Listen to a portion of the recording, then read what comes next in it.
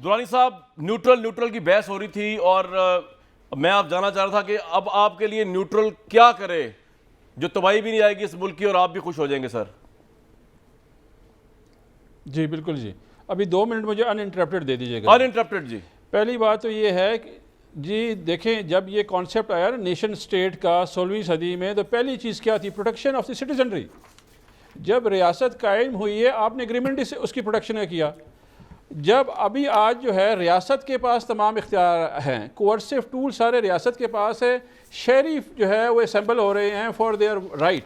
ये political parties भी उस बेस पे आई हुई हैं और ये भी सब इधर आए हुए हैं। अच्छा, अभी जब रियासत बेजा इस्तेमाल करेगी, जिस तरह के रात से वो कर रहे हैं, लोगों को गिरफ्तार कर रहे हैं, घरों से निकाल रहे हैं, घर तोड़ रहे हैं, अभी कौन करेगा? सबसे पहले इमरान खान साहब ने फरमाया आज के दिन, उनने कहा सबसे पहले लोग अदालतों की तरफ देख रहे हैं कि ये बेजा इस्तेमाल जो कर रहा है रियासत, जबर जो कर रहा है अपनी शहरों के ख़िलाफ़, क्योंकि सबसे पहले रियासत ने ही ये फ़ैसला किया कि मैं आपको प्रोटेक्ट करूँगी। आज वो रियासत खड़े होके उन्हीं लोगों के साथ जुल्म कर रहा है, तो कौन खड़ा होगा? तो उन्होंने कहा अदालतें। आज इस्लामाबाद हाई कोर्ट में जस्टिस असर मिनल्ला ने स्टेटमेंट दी, ऑर्डर दिया कि जी ये पकड़ दकड़ नहीं कर सकते हैं, आप हैरेसमेंट नहीं कर सकते। मुझे सिर्फ लाहौर हाई कोर्ट बता दें कि फौज से आप क्या चाहते हैं? अब के तबाही ना हो इस मुल्क में। आप कह रहे हैं ना न्यूट्रल, अगर न्यूट्रल ने ये ना किया, वो नहीं बताया क्या करे, वो बड़ा तबाही आ जाएगी, वो क्या करें आपके हिसाब से न्यूट्रल? देखें, जो इदारे हैं वो अपने आइनी तकाजे पूरे करते हुए उसके ऊपर अमलदारी करें। जो इदारे हैं, सुप्रीम कोर्ट है वो अपना अमल करे, ये हाई कोर्ट से अपना करे, हुकूमत अपना करे। फौज क्या करे सर? पीसफुल प्रोटेस्ट है उसमें। इमरान साहब क्या चाहते हैं फौज से? अब मेरा सवाल ये है, अभी मुझे बताएं कि दुनिया में जहाँ भी कुव्वतें मौजूद हैं, जब भी मिसमैनेजमेंट, पॉलिटिकल मिसमैनेजमेंट होती है, तो क्या ख़तरा होता है आपको फ़ौज से?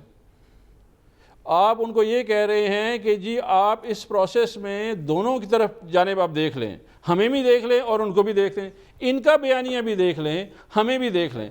इस वक्त गम व गुस्सा क्या है? गम व गुस्सा ये है कि आपने इस फौज ने बयानिया देख रहा है कि उसने यूनिफॉर्म का जो ओथ है वो देख रहा है, जो कि गवर्नमेंट ऑफ द डे के डिस्पोजल पे है। वो मुझे सिर्फ ये क्लियर कर दें सर, वो करे क्या? आप मुझे बताएं ना, कॉन्स्टिट्यूशनल फ्रेमवर्क में रहते हुए क्या या फौज के अंदर एक थिंक टैंक बैठा हुआ है जो ये देखेगा कि जी ये इसका बयानिया ठीक है तो हमने इसके साथ होना है, चाहे वो गवर्नमेंट ऑफ द डे के अगेंस्ट है, इदारों के अगेंस्ट है या नहीं है? मतलब उसने बयानिया को कौन सा थिंक टैंक बैठा हुआ फौज के अंदर जो ये डिटरमिन करेगा, या उसने सिर्फ by the book, by the constitution, by the uniform जाना है, by the as a discipline force जाना है? They are at the helm of the government of the day. Deep state दुनिया में हर जगह मौजूद होती है कामरान भाई, अमेरिका से लेके जो सबसे बड़ी जमहूरियत है। बॉब वुडवर्ड की किताब है ओबामा's वॉर। ओबामा's वॉर में बॉब वुडवर्ड कहता है कि जी ओबामा जो है कैंपेन करके आया, उसने कहा ट्रूप्स विड्रॉल फ्रॉम अफगानिस्तान के ऊपर।